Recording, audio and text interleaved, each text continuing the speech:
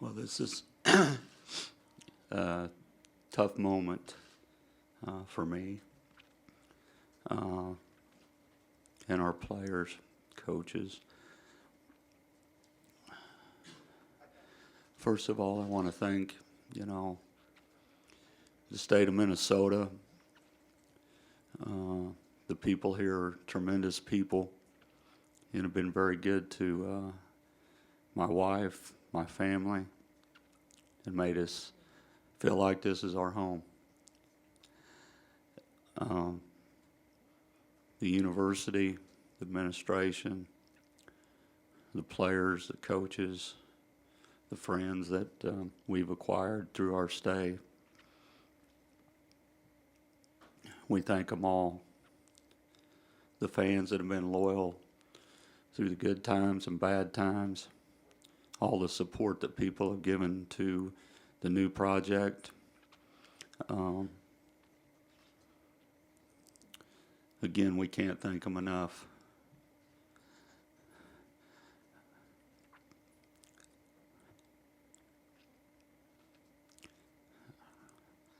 I've coached this game for 32 years.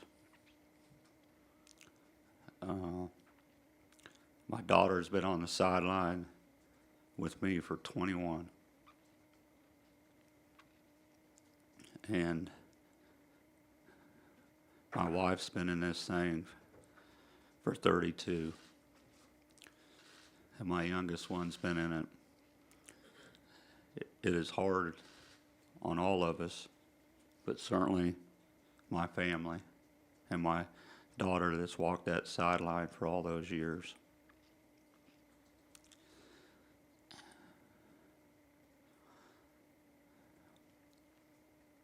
I've given every ounce that I have for 32 years to the game of football and the kids I've been able to coach. I've never stole from anybody. I'm not going to steal now.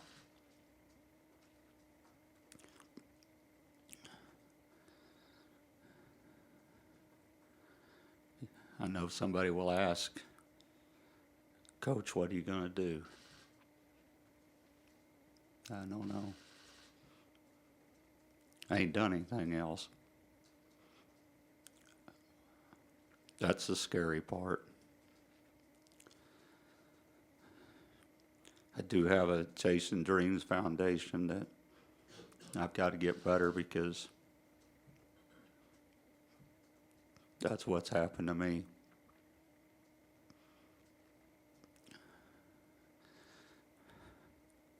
Last night, when I walked off the practice field,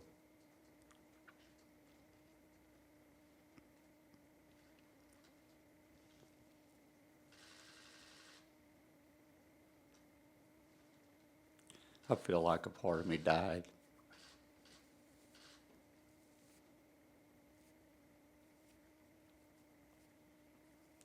I love this game. I love what it's done for my family. I thank God for giving me the opportunity to coach this game. I thank Joel Maturi for giving me a chance, Dr. Kaler for giving me that opportunity. That was a phone call, I believe, from Chicago, if I remember right. We kind of both got hired at the same time. But this is not the way that I wanted to go out, but you all know about the struggles, and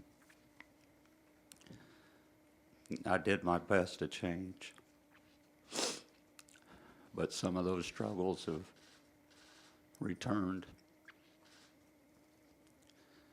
and I don't want to cheat the game. And I ain't going to change.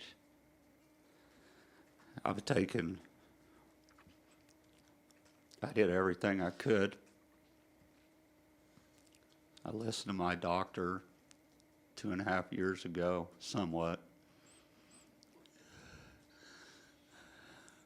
But I did what it took. I knew our team needed some help. I tried to, some stuff that I had to do, I took my own self off of because I couldn't.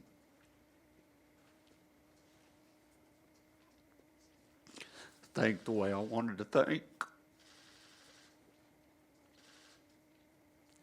So, with that, my doctor told me it's my best interest for my family, my kids, hopefully grandkids someday, that if I didn't do and move on with my life, that I may be a guy that don't think too good down the road, and I won't be able to think. This is the toughest thing that I've ever done in my life. The toughest thing since I lost my dad.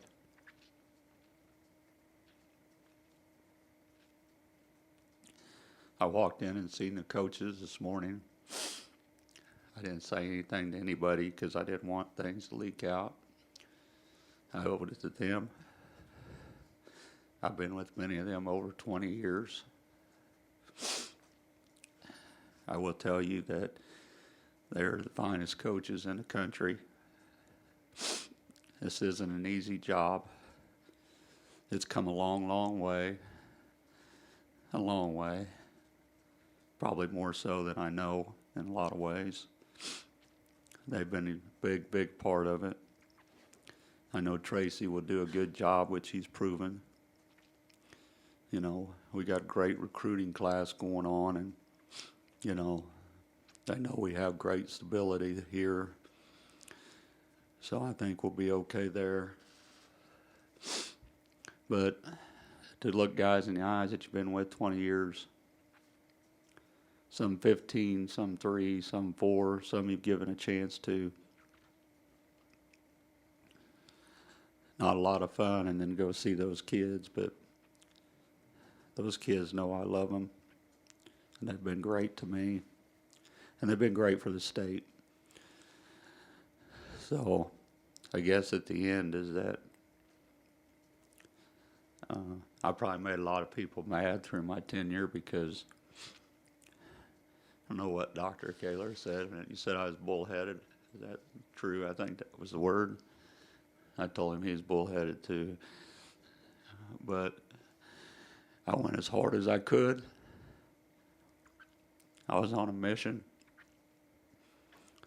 Probably part of my problem is I've hit my head against the wall too many times, too many years. But I've been able to be a part of building a lot of programs.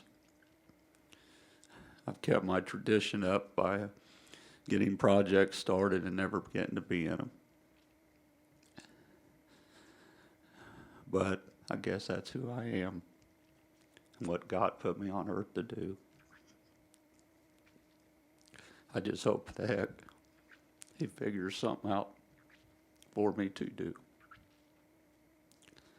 So with that, I'll take any questions. Jerry, first off, condolences. When you talked about the process of this decision, you mentioned it sounded like you said not being able to think straight. Was it sort of the clarity, or has there been, frankly, another seizure at this point? I've had seizures. I don't want to talk about all that, but yes. And when you mentioned about thinking straight, was that like during the Nebraska game or anything that? Yeah, I've never not coached or coached with a clear head or anything like that. I mean, a lot of people think I didn't coach when I had this situation 2.5 years ago, but I will clarify everything. I missed one game and I went to Northwestern game, but I came in 10, 12 hours a day. Dan O'Brien can witness that. I coached. What I was saying is that I felt like in a position to help our guys out more. I needed to be more, I wanted to be myself. I wanted to be Jerry Kill. I wanted to coach the way I want to coach. And so that's all I'm saying. I don't want to be a liability. I don't want somebody to have to worry if I'm going to drop on the field. I don't want to coach from the press box.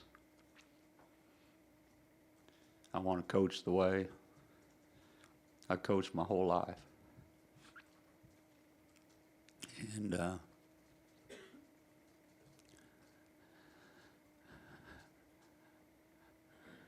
And I still want to coach. I was at practice yesterday after having 2 seizures. And probably wasn't supposed to go there either. But I didn't give up. I said, I made my decision, but I said, maybe not. Let me go out here and give her one last shot. But walking off the field, I think Tracy and our staff can do a better job than I can, because the kids don't need to see some guy coming out there, and they know when I'm not myself, and then that reflects the team. And I said from the day that I came in that I would not steal from the university, and I have not. I've worked I don't have any more energy. None. I've left it all right here in the great state of Minnesota, and I have no regrets. But I've never listened to a doctor ever. And when I had cancer, I was cut open and was on the road recruiting in 5 days. But I'm going to listen this time, because that gal,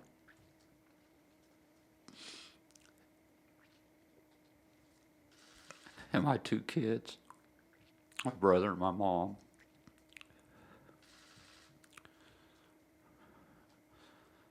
are more, they need me more down the road. And at the end of the day, I've got kids from all over the country. But at the end of the day, it's not worth what I put my wife through. My wife has seen things that have been written about more than once, and more than's been reported. I've tried to live a life, that you can't live one quiet in Minnesota, but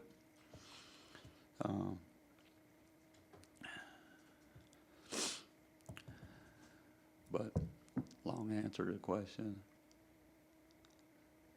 Jerry, obviously it's a sad, devastating moment for you, but can you maybe reflect on what you've done for this program in terms of putting it on solid footing again? Well, I think the people in the state of Minnesota have done that. I don't think Jerry Kill's done it, but I think that Rebecca and I and a lot of people in here and coaches, but I really haven't had a chance.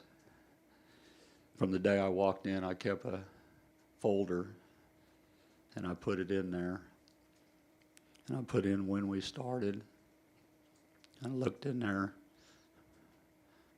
when Coach Kill isn't here anymore. there's a lot of paper in that thing. So there's no question in my mind that the program's better, and it's been a group of people make it better. Not Jerry Kill, but I'll look forward to taking a reflection on it. And you know, when sometimes when you get away from things, you maybe can see things better. So, but have I had a chance to reflect on it? No, this is like one of these press conferences when you get a job and you just roll in, or you get fired and you roll out, and you're no longer coaching. I guess you roll in for a little bit. So, what other questions? Would you entertain, is the goal to maybe stay? Would you entertain a job within the athletic department, whatever that is? Would you like to stay? You know, I haven't got past anything from today. I don't know. We hadn't talked about it. I've been trying to just kind of survive the situation, and but you know, I know I can't. Dan said I could coach Casey, but I can't coach I can't do what I love doing anymore. I think that's the most thing I've reflected on. You got to understand, you all done some things a long time. I've done this for 32 years. I've been a head coach, counting high school, 24 years. That takes a lot out of anybody. So, God's probably telling me it's just time. When did you first have a feeling that you might have to make this decision? Was it a matter of a couple of weeks, or? Yeah, it's just been.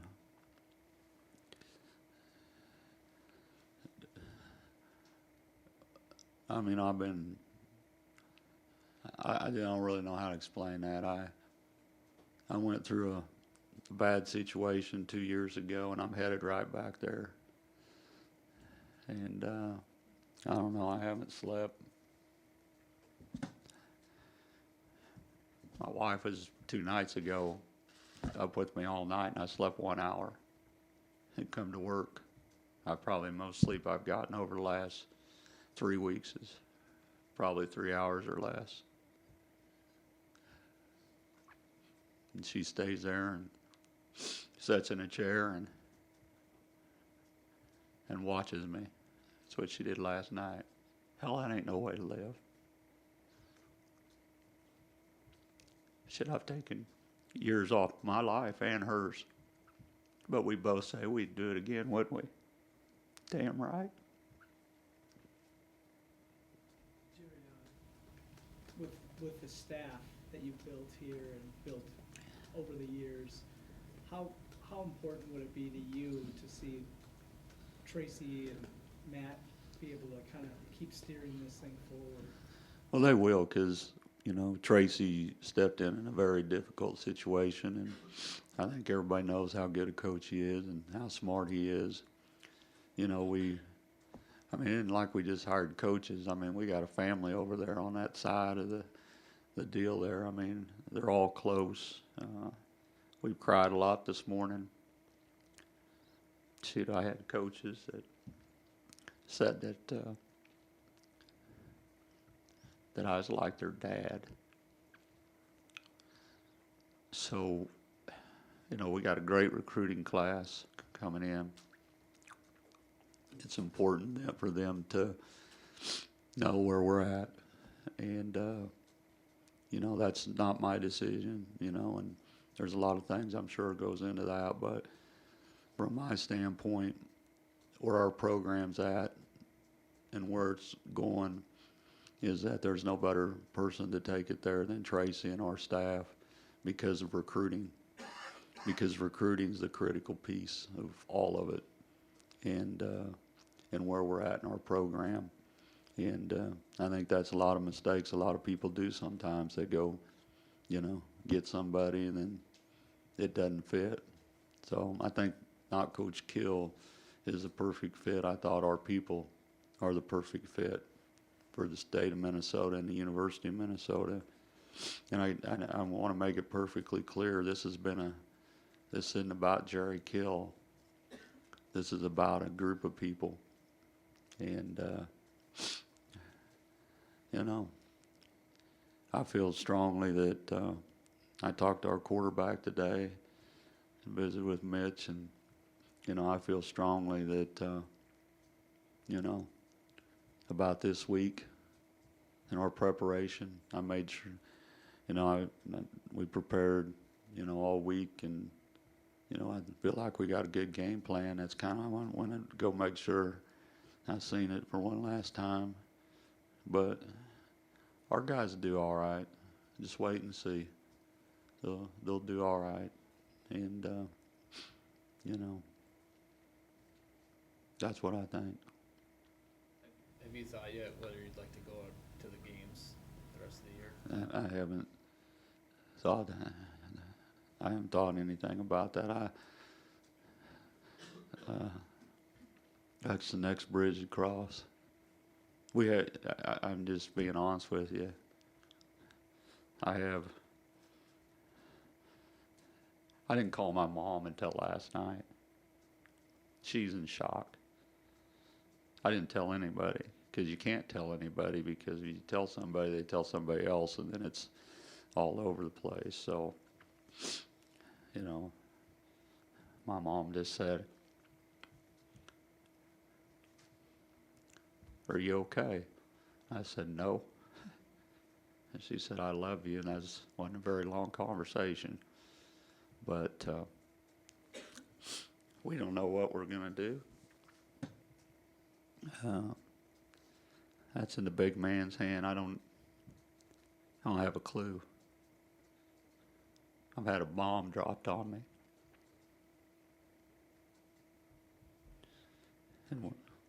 Go ahead. Coach, you mentioned speaking with Mitch. Are you going to speak with the rest of the team here today, or what's the plan with them? Oh, no. I would never do that. I spoke to our team this morning. I talked to our coaches at 6:15 or what? 6:30. I talked to our players at 7:15. I looked every one of them in the eye. And I told them the same thing I've been telling them since I've coached them. And I've all told them that, you can't do football forever.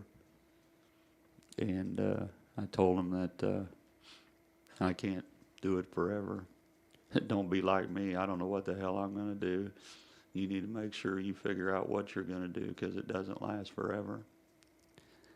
I told them that not taking care of yourself, and it's not that I haven't tried, but, I talked to them about taking care of your body and making sure you eat right, and sleep right, and stay away from drugs, because I got to take them.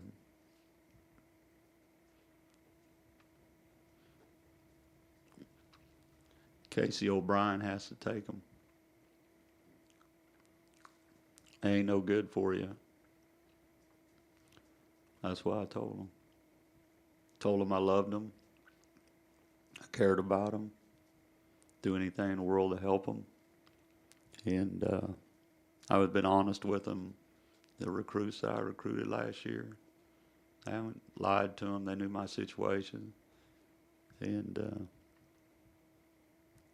I think I feel like I can beat anything, but I don't know what it's about. I hate losing. And I feel like I'm losing today, but I just don't know. I mean, empty feeling. Coach, when you saw the other, there's been couple coaches that just retired in the middle of the season this year, Spurrier and O'Leary the other day. Do you think about that a little, that this monster's just so big that you finally go, well, it's never going to change, the monster's always going to be that big and it doesn't matter?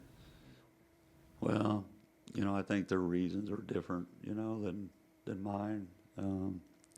Mine's a health situation, and it's a big monster. I don't think there's any question about that part of it. And, you know, it can wear you out. If I thought about two people the most in trying to figure out what to do, and, you know, the doctor that got me where I was at and gave me a chance, you know, he told me and then he texted me and made sure that I remembered what he said. Casey O'Brien, who's been a big influence in my life. I look at him as a toughness. And then I think a guy that is a pretty special person that passed away when he's 60 years old, Flip Saunders. Certainly I'd be lying, you know. You think about that. And but even with that said, it's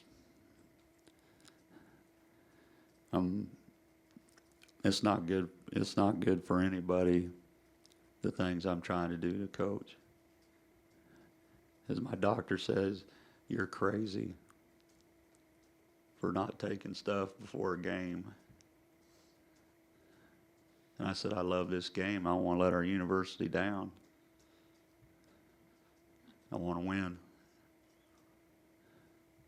But you know, taking sleeping pills to sleep, and you know, and that ain't worth it.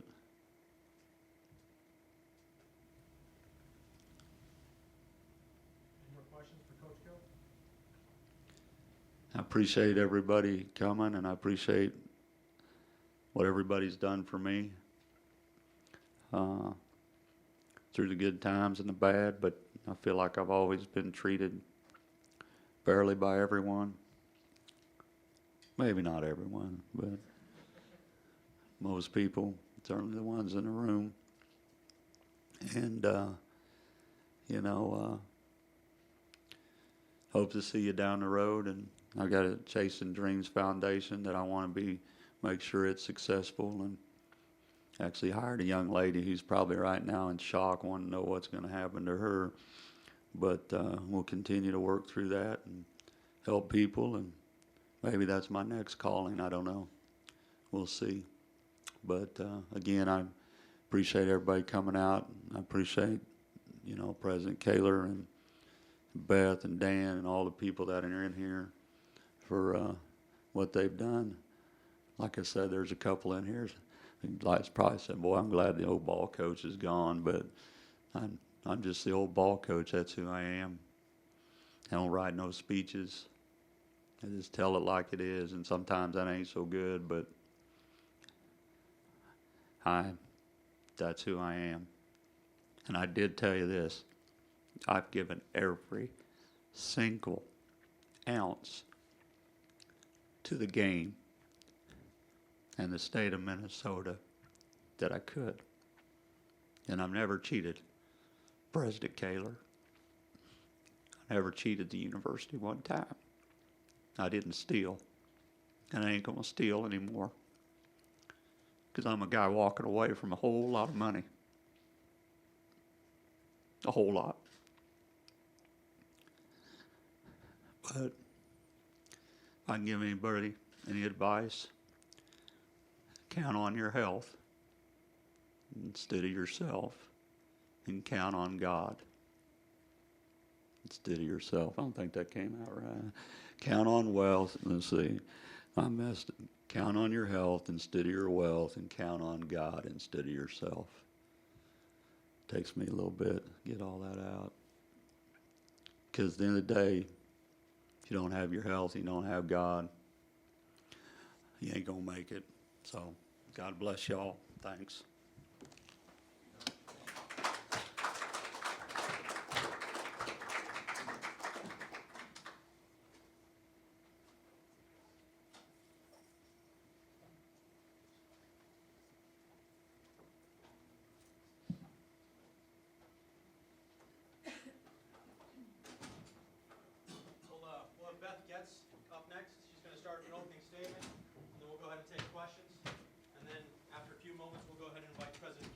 answer some questions as well. So, Beth, we'll begin whenever you're ready.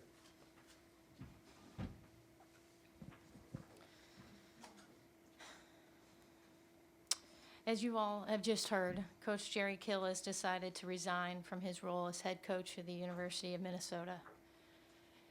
He's resigning from this football program to focus on his health.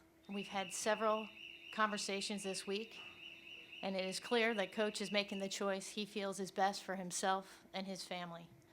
I support him in that decision. I want to thank Coach Kill for his dedication to this university, its students, staff, and the entire state of Minnesota.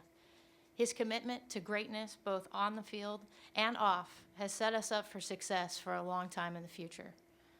I've asked Associate Head Coach and Defensive Coordinator Tracy Clays to step in as interim head coach for the remainder of the 2015 season, and he has agreed. I have tremendous respect for Coach Clays and the entire staff, and know our student athletes are in great hands moving forward. Our focus today is on a smooth transition and the well-being of our student athletes. We will address the search process in due course, and we'll share that information when appropriate. With that, I'll take your questions. Does the search process begin now, or do you wait until the end of the season? At this point, our focus has been on the well-being of certainly Jerry and his family and our student athletes and the transition. I'm sure that's a conversation that Dr. Kaler and I will have in the coming days. Beth, what have you learned about Coach Kill in your time here, and what he's kind of shown you as who he is and how he goes about his business? Yeah. What a tremendous example he is, not only for the 125 guys that get to work with him on a day-to-day basis, but for all of us that have been privileged to stand alongside of him, and certainly those that have supported them throughout the state of Minnesota. What he's demonstrated today is just the utmost courage and respect for the university.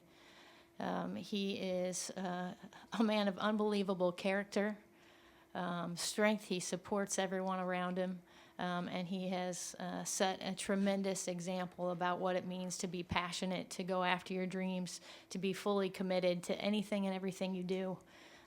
The impact he's made on those young men, not just here at Minnesota, but throughout his career, is incredible. He's made them better men. We've seen that firsthand here at Minnesota. He's held those kids accountable. They're great, have done great things in the classroom, tremendous things on the field.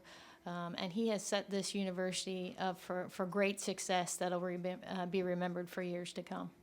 Beth, obviously you got the facilities groundbreaking on Friday, and a little bit ironic because he had a lot to do raising money for that. Can you comment? I know he and Dan were out beating bushes the whole offseason on what they did to raise the money. Absolutely. That's the Athletes Village project is, as he was telling people, is such a key component for what our program wants to do moving forward for all of our 25 sport teams. And no doubt Coach Kill was instrumental in selling that vision. And as we break ground on Friday this week, and when that building's constructed, and for years in the future, when our student athletes are, working out in there and studying, that'll be a piece of his legacy. And it's such an important piece of what he has helped this university become. The demonstration of commitment that he had that's now extended to the whole state in support of moving that project forward. What were your observations of him working with him, the last couple of years? He's just a tremendous man. We like to talk about what he's done on the football field and with his athletes, and no doubt we've experienced great success. You've seen what he's done from a recruiting standpoint, and just huge celebrations we've been able to have with some victories and the bowl trip last year. But I think what's going to stick with me and what I'm grateful for is just the opportunity to get to know him as a person. They don't come any more authentic than Jerry Kill, and I know you all know that. But he truly cares about people. He truly cares about the state of Minnesota and this football program, and that's something that we get to take with us, every day going forward. When did he inform you of this decision? We began having conversations with him on Monday, and he made his final decision last night. What were those first conversations like? I mean, just in terms of, you know, knowing what he and Rebecca were going through and all that. I mean, it's hard. It's heartbreaking as you guys have just listened to him, and you know, our focus has been on him and what is best for Jerry and his family. They've given so much to us, and you know, our focus was on what does he need personally, what's best for his health, and how he can, you know, continue to be as healthy and as you know, his health struggles as he can. So that's really what we talked about. How well have you gotten to know Tracy and the rest of the staff and just kind of observed how that whole unit works together? You know, it can be an overused term, I think, in athletics as we talk about a family, but that's exactly what that group is. And, you know, in my time here in the 2.5 years, you don't have to be very close to see that, but as I've gotten closer to the program and certainly over the last couple months, it's a seamless group. They have the utmost respect for each other, for the kids. Their philosophy is solid. It's based on good values. And they work hard, and they're a tremendous group. And I just have the most respect for Tracy Claeys, and know that I have all the confidence that he and the coaching staff will get this team going, and they're going to be ready to battle Michigan on Saturday and complete the rest of the season. Jerry talked about not knowing what to do now. I mean, would there be a point where you approach him and see if there's a role he could have, you know, within the athletic department? As you said, it's certainly not something that anybody's talked about, and I don't think he knows exactly what he wants to do. But you know, as I've said, I think anybody and anything that Jerry Kill is engaged with, you're going to be better for. So it's certainly a conversation you could have down the road. Before we continue, we're going to invite President Kaler up now as well to answer some questions. So we'll, Beth, if you want to stay seated, we'll go ahead and take questions for both Beth Getz and President Kaler.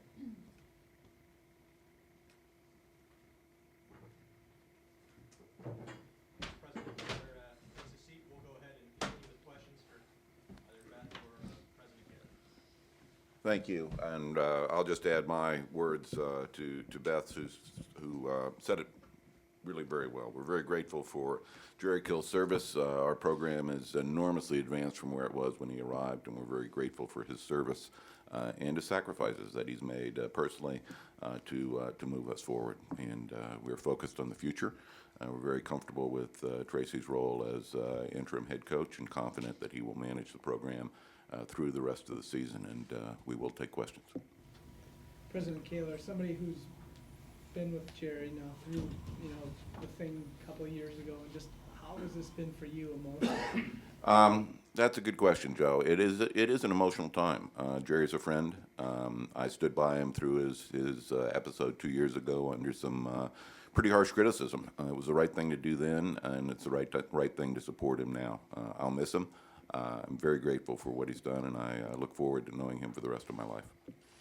Especially a couple of years ago when he was going through that, had to take a leave. Did you ever try to talk him out of not coming back just for his? No, he is the right person for Gopher football. I'm sorry that he's stepping away now.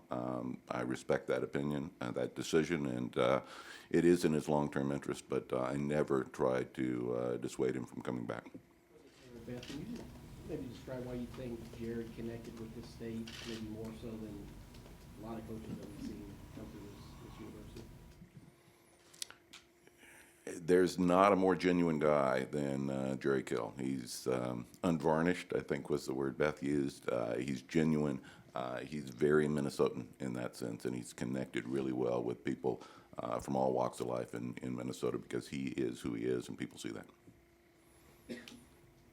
Talk about the immense advancements, as you call them. Touch on those a little bit and elaborate, and where do you see this going now? Well, I think the quality of our student athletes, their ability to compete on the field, their really terrific academic success rate, the quality of the individuals is really high. The ability to advance our program on the national stage, January 1st bowl game, all of those competitive advantages have I think, put Minnesota football on the map in a way that it wasn't before. But you might want to add to that, Beth.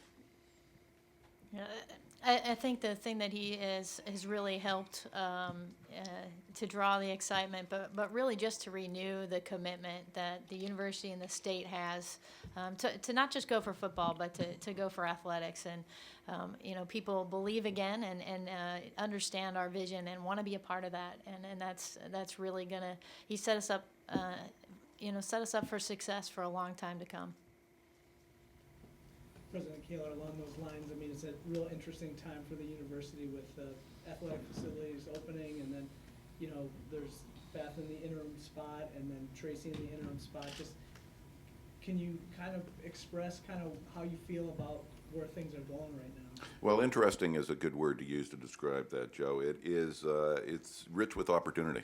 We are clearly moving forward with the Regent's endorsement of the Athletic Village that will again advance our programs, enable our student athlete success on the field and off the field. Very important to do. Beth is doing a wonderful job as the interim athletic director. But we are well aware of the calendar. We will wait for the external review of our athletics program to be completed by Karen Shanfield and Joe Dixon, and then we will launch a search for the permanent athletic director, and probably contemporaneously with that, although we haven't sorted out the timeline yet, search for the permanent head football coach. So a lot of moving parts right now.